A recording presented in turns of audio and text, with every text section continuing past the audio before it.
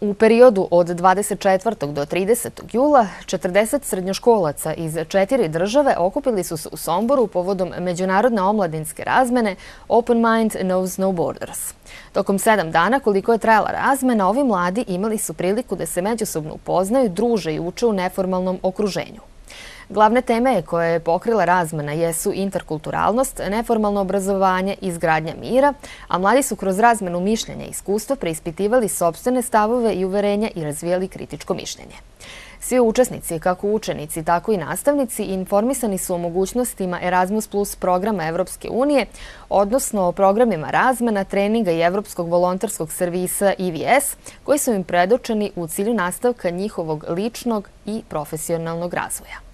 Sa početkom nove školske godine sve učesnike razmene očekuju novi zadaci, sprovođenje radionice za vršnjake i barem jedne lokalne inicijative u zajednici koja će široj javnosti skrenuti pažnju na problem ugrožavanja ljudskih prava sa kojim se suočavaju migranti, a sve u cilju izgradnje solidarnijih, tolerantnijih, humanijih zajednica. Prilikom ovih aktivnosti učesnici će imati stručnu, odnosno mentorsku podršku od strane omladinskih radnika Branislava i Aleksandra Trudića i Jene Horvat, koordinatorke projekta. Jedan od najvažnijih proizvoda projekta, odnosno zajedničkog rada mladih, njihovih nastavnika, organizatora razmene i spoljnih saradnika, jeste izrada džepnog višejezičkog rečnika osnovnog vokabulara koji će migrantima olakšati snalaženje u osnovnoj komunikaciji prilikom prolaska kroz ove 4 države ili boravak u njima.